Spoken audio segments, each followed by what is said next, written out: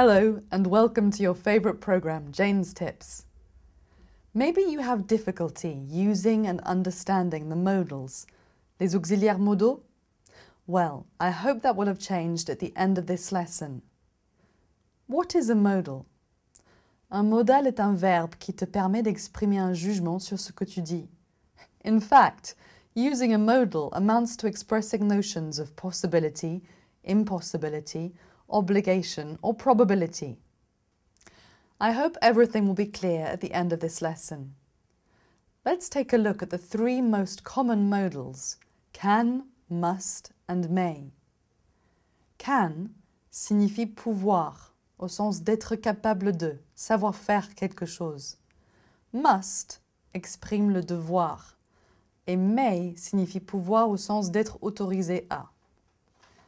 Contrary to the other verbs, they don't take an S in the third person singular of the present tense.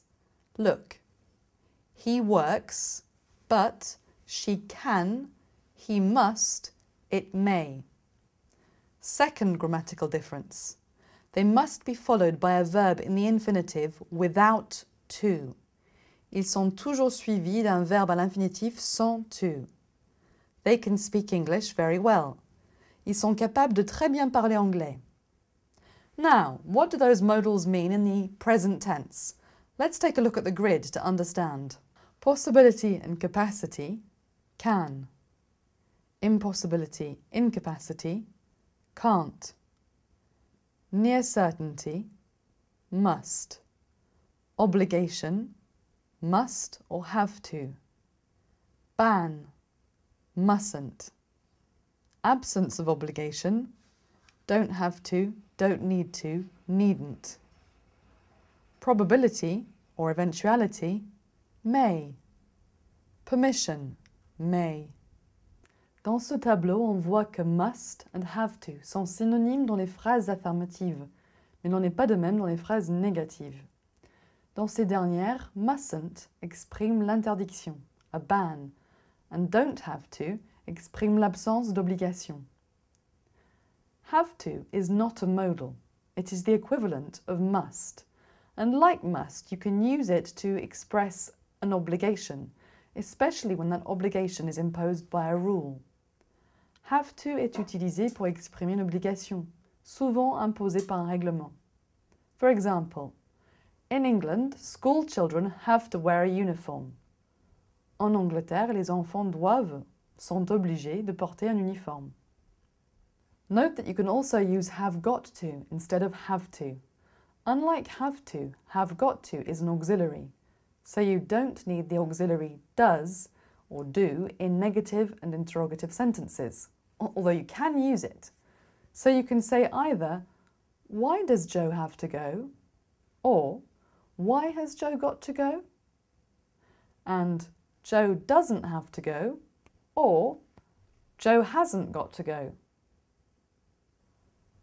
Must is used when the subject imposes an obligation on someone. Must est utilisé lorsqu'on veut s'imposer ou imposer à quelqu'un une obligation. I must work harder if I want to pass this exam. Je dois travailler, il faut que je travaille davantage si je veux réussir à cet examen. But most of the time, must can be used in the place of have to and vice versa. I have to work harder if I want to pass this exam. Grâce aux modaux, tu n'es pas obligé de faire de la traduction mot à mot. Tu peux te contenter de traduire l'idée. For instance, if you want to say something like « Il nous est impossible de venir », you'll say « We can't come », can't being the modal which expresses impossibility. Likewise, if you want to say « Tu n'es pas obligé de m'attendre », you'll say you don't have to, or you needn't, or you don't need to wait for me. Before looking at the modals in the past, try to answer this question. If it is always empty, it can't be good. I know that in French you'd say ce restaurant ne doit pas être bon, but in English, mustn't is used to forbid something. Well now, let's see the modals in the past tense, au passé. Again, let's have a look at the grid. possibility, capacity, could or was able to, impossibility, incapacity, couldn't or wasn't able to, obligation, had to, ban, couldn't, wasn't allowed to, absence of obligation, didn't have to, didn't need to, permission, was allowed to, could, probability, can't have plus past participle, must have plus past participle, may or might have plus past participle. Il existe 3 niveaux de probabilité dans le passé. If you are nearly certain, quasiment certain ou certaine of something, you will use can't have plus a past participle. John can't have taken part in the match. He is injured. Ce n'est pas possible que John ait ou John ne peut pas avoir participé au match. Il est blessé. If you are less sure, un peu moins sûr, you will use must have plus a past participle. The door is open. I must have forgotten to lock it. La porte est ouverte. Je dois avoir oublié de la fermer. If you are not at all sure, pas du tout sûr, you will use may or might have plus a past participle. The blinds have been shut for a few weeks. They may have moved out.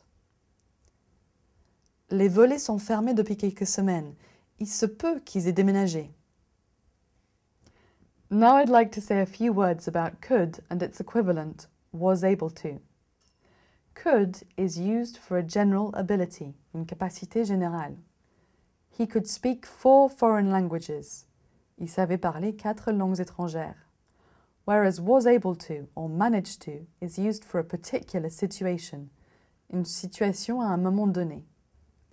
The fire started during the night, but everybody was able to or managed to escape. L'incendie s'est déclenché pendant la nuit, mais tout le monde a pu s'échapper. In the negative form, could can also be used in particular situations. Jim played very well, but he couldn't beat Brian. Jim a très bien joué, mais il n'a pas pu battre Brian. Ready for question 2? I'm sure you are. If the fridge was full, why go shopping? You didn't have to go shopping, it wasn't necessary. Now let's study the modals in the future. As we have already seen, can, must and may have equivalents. Can is be able to, must, have to, may be allowed to. It's very important to remember that, because in the future we only use the equivalents. On n'utilise que les équivalents au futur, jamais can, must and may. Will associated with can, must and may is impossible. Now the grid. Possibility, capacity, will be able to. Impossibility, incapacity, won't be able to. Obligation, will have to. Ban, won't be allowed to. Absence of obligation, won't have to, won't need to. Permission, will be allowed to. Note that if you want to use the modals in the conditional, you just have to replace will by would. Remember that the conditional expresses a condition. In this respect, I advise you to have a look at our program, would, could and should. Well, what else can we add about the modals? It's important to understand that by using the modals, you translate ideas, not words. For instance, you can express possibility, but the word possible doesn't appear. You can express probability, but the word probable doesn't appear either. Of course, you can use the words probable or possible, but I advise you to use the modals as often as possible. Okay? Now, here's my last question. He will be able to stay up late, but he won't be allowed to by his parents. This sentence illustrates all the difference between can and may, even though both are translated by the verb pouvoir. Can means that the subject is able to do something. Le sujet est capable de faire quelque chose. May means that the subject is allowed to do something. Le sujet est autorisé à faire quelque chose. I remember when I was a child, I asked my teacher, "Can I open the window, please?" He answered, "You can, but you may not." Do you understand? Tu peux, parce que tu es capable de le faire, mais tu ne peux pas parce que tu n'es pas autorisé à le faire. Bye for now and see you next time.